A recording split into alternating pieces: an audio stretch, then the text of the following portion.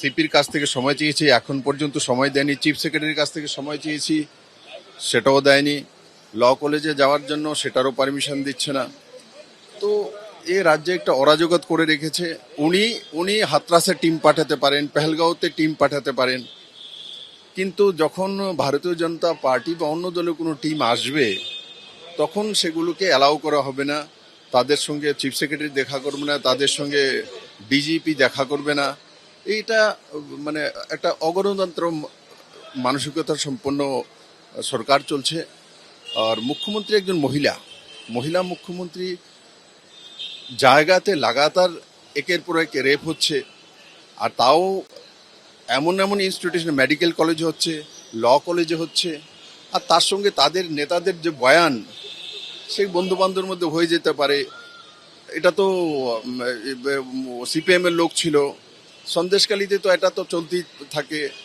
তারপরে যদি কেউ ডেমনস্ট্রেশন দেয় তাহলে ষড়যন্ত্র করছে, তাদের হাত পা ভেঙে দেবে। এই যে মানসিকতা সম্পন্ন সরকারের ভাষা, তার কারণে এই ধরনের ঘটনা লাগাতার বাংলাতে ঘটছে।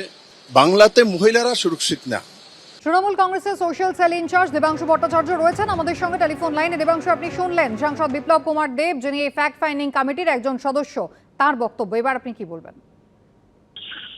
শুনুন, যে ব্যক্তি ফ্যাক্ট ফাইন্ডিং টিমের হয়ে এসছে, সেই বিপ্লব দেবের রাজ্যে গত মার্চ মাসে একজন ফিজিক্যালি বিশেষভাবে সক্ষম মহিলাকে পর্যন্ত গণধর্ষিতা হতে হয়। এবং শুধু তাই নয়, গত 1 বছরে 140 জন মহিলা ধর্ষিতা হয়েছেন, 40টা খুন হয়েছে শুধু বিপ্লব দেবের রাজ্যে। এবং তিনি যা নরক বানিয়ে রেখেছিলেন ত্রিপুরাকে, তার সাক্ষী অন্তত আমরা যারা সেখানে প্রচার করতে গেছিলাম। দ্বিতীয় কথা হচ্ছে, আপনারা যখন খুশি ফ্যাক্ট ফাইন্ডিং টিম পাঠাবেন, আর সমস্ত আধিকারিকদের আপনাদের জন্য ফ্রি টাইমে বসে থাকতে হবে, কফি সাজিয়ে, চায়ের কাপ সাজিয়ে। যখন আপনারা খুশি আসবেন, আর প্রত্যেকে আপনাদের সঙ্গে মিটিং করার জন্য সদা প্রস্তুত থাকবেন। আমাদের অনেক কাজ আছে, আমাদের সরকার ফ্রি টাইমে বসে থাকে না, মানুষকে অনেক পরিষেবা দিতে হয়। আর তৃতীয় কথা হচ্ছে, ফ্যাক্ট ফাইন্ডিং টিম উন্নাওতে কেন গেল না, হাতরাসে কেন গেল না, এসব প্রশ্ন তো আমরা করেছি। ব্রিজভূষণের কাছে কেন গেল না, এসব তো প্রশ্ন করেছি। কিন্তু আজকের প্রশ্নটা হচ্ছে, পশ্চিমবঙ্গে যখন ফ্যাক্ট ফাইন্ডিং টিম নিয়ে এসছেন, তখন একটু কার্তিক মহারাজের কাছে যাবেন না? এই কার্তিক মহারাজ তো আপনাদের এমপি। ভাগ্য ভালো কার্তিক মহারাজকে অন্তত আপনারা ফ্যাক্ট ফাইন্ডিং টিমে রাখেননি বিজেপি। কার্তিক মহারাজের কাছে যাবেন না? তার বিরুদ্ধে যখন ধর্ষণের অভিযোগ আসছে, বিজেপির নেতারা কি বক্তব্য রাখছেন? যে 10 বছর পুরনো অভিযোগ এখন কেন করা হচ্ছে। তাহলে আমরা যদি পাল্টা জিজ্ঞেস করি, সন্দেশখালীতে যে অভিযোগগুলো গত বছর উঠে এসেছিল, সেগুলো তো 10 বছরের পুরনো অভিযোগ ছিল। তো সেগুলোকে বিজেপি মাথায় তুলে সেখানকার একজন মহিলাকে ক্যান্ডিডেট করে দিল লোকসভার, সেই 10 বছরের অভিযোগের ভ্যালিডিটি আছে, আর কার্তিক মহারাজের ক্ষেত্রে নেই। তো বিজেপি এত সিলেক্টিভ কেন?